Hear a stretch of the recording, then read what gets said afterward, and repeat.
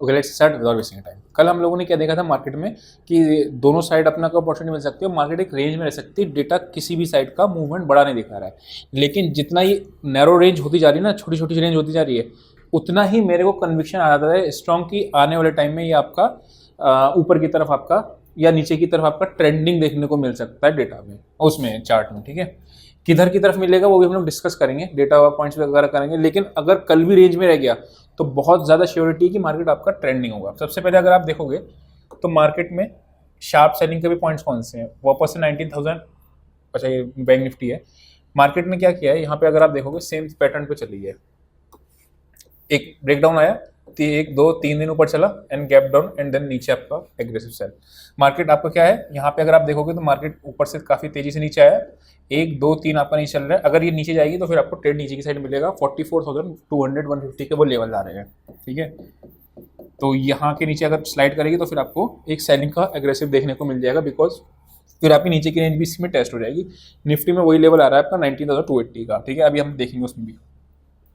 Virus ऊपर की side का क्या है, अगर मैं बात करता हूँ, मार्केट अभी स्लो एंड स्टडी ऊपर जा रही है, बोथ साइड अपॉर्चुनिटीज अभी भी मिलेंगी। ठीक है, थोड़ा सा छोटे टाइम फ्रेम पे आते हैं। ऊपर पर रेजिस्टेंस आज कहाँ पे आ रही है, आज एग्जैक्टली वहीं से रेजिस्टेंस पे फिर निफ्टी लौटी थी, आपको याद होगा 825 ऊपर की रेंज थी और नीचे की रेंज अपनी 650 680 के आसपास की थी, है ना। यहाँ पे अगर मैं बात करता हूँ तो ये देखो, यहाँ पे आपका कल हम लोगों ने देखा था इसके ऊपर जाएगा तो ओपनिंग रेंज ब्रेकआउट की स्ट्रेटेजी लगाएंगे।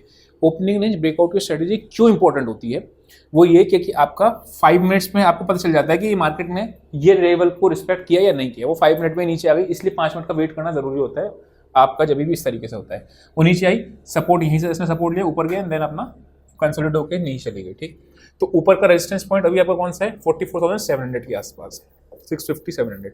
अगर 650 700 क्रॉस करती है तो बाइंग की साइड का ट्रेड मिल जाएगा, या फिर नीचे आपको 300 के आसपास मिलती है तो बाइंग की ट्रेड मिलेगा। बीच में अननेसेसरी ट्रेडिंग करके ना कोई फायदा नहीं, ऑप्शन बायर को कोई फायदा नहीं होता, लॉस ही लगता है।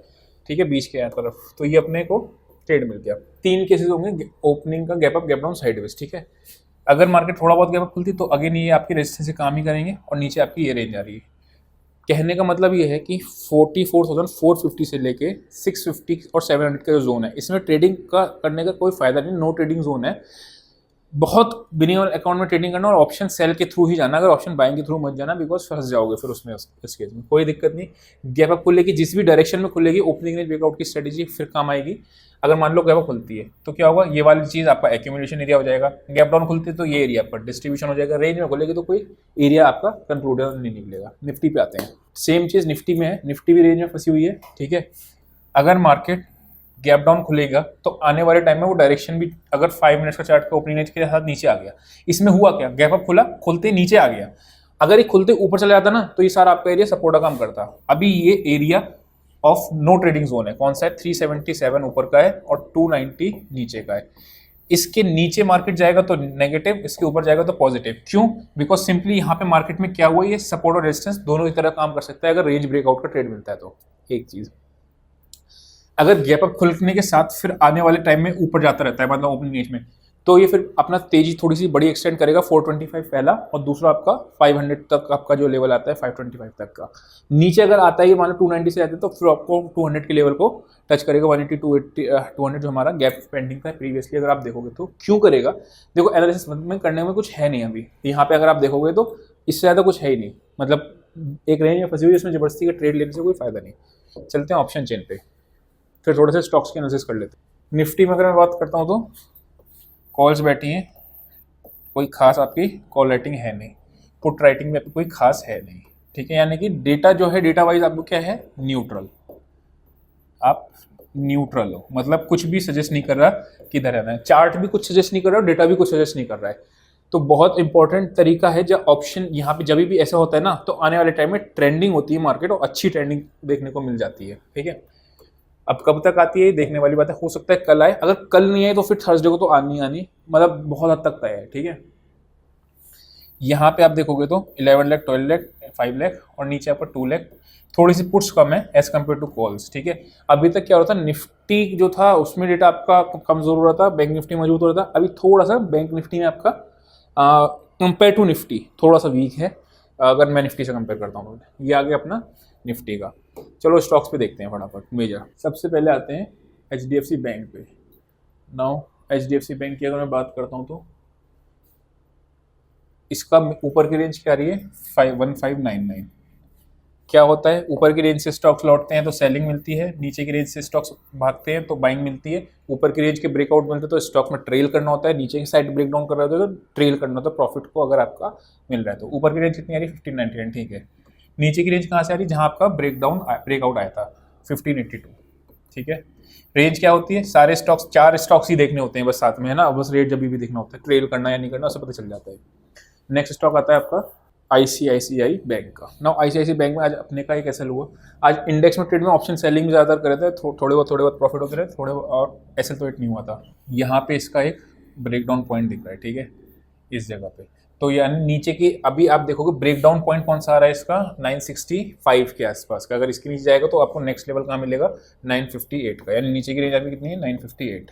ऊपर कहाँ पे आ रहा है, यहाँ पे इसकी रेजिस्टेंस है तो 978 के आसपास की इसकी रेजिस्टेंस है।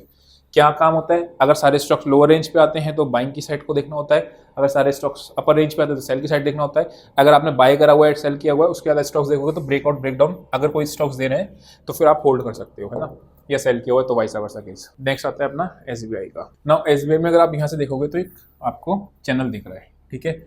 इस चैनल में जब तक चल रहा है तो ब्रेकडाउन पॉइंट आपका इस पॉइंट के नीचे है, यानी कौन सा आ रहा है 572। ऊपर का पॉइंट कौन सी एरिया रेजिस्टेंस आपकी, ये दोनों एरिया। पहली रेजिस्टेंस आपकी कहाँ है 577.5 पे और दूसरी आपकी आ रही है 582 पे, ठीक है।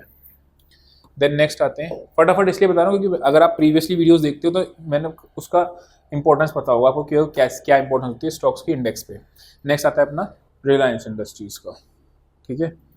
रिलायंस इंडस्ट्रीज़ ने हाँ ये सपोर्ट से लौटा है, मैंने वन डे में लगा दूँ मैं आपको याद होगा यहाँ से हम लोग इस पर नेगेटिव ही है, कहाँ से, जब से इसका फॉल्स ब्रेकआउट आया था इस जगह से, है ना, उसके बाद से मार्केट नीचे के नीचे ही आ जा रहा है। लेकिन अभी जो रिलायंस है वो अगर आप देखोगे तो प्रीवियसली यहाँ से जहाँ से इसका ब्रेकआउट आया था 1 2 3 टाइम्स वहीं पे इसने सपोर्ट लिया है। तो सपोर्ट पे आके फ्रेश सेलिंग नहीं, इंट्राडे ट्रेडिंग करते हैं हम लोग। इंट्राडे में क्या होता है, सपोर्ट से मार्केट वन डे पे अगर कोई सपोर्ट है तो वहाँ से एक बार हिकअप देती है, हो सकता है वापस आने के बाद फिर नीचे आ जाए। तो कहाँ पे इसकी नीचे की रेंज आ रही है 2410। ऊपर की रेंज कौन सी है, ये वाली पॉइंट जहाँ से इसका ब्रेकडाउन आया था वो कौन सा पॉइंट है 2460, ठीक है, ये आ गया। देन नेक्स्ट आ रहा है अपना IT।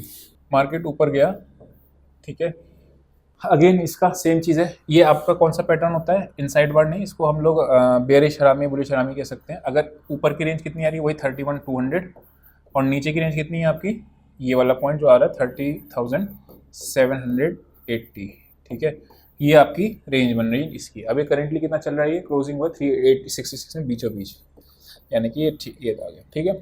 तो IT में जब भी ब्रेकआउट आएगा याद रखना निफ्टी आपका तेज होगी उस केस में बैंक निफ्टी को बाय करके फिर उस केस में फायदा नहीं होगा जब IT चलेगी तो, क्योंकि एक ही चीज़ चलती है, वरना बैंक निफ्टी भी चल जाएगी और IT भी चल जाएगी तो निफ्टी के तो पर लग जाएंगे, है ना। तो आई होप आपको समझ में आया होगा। अभी के लिए इतना ही, see you next session, till then bye bye.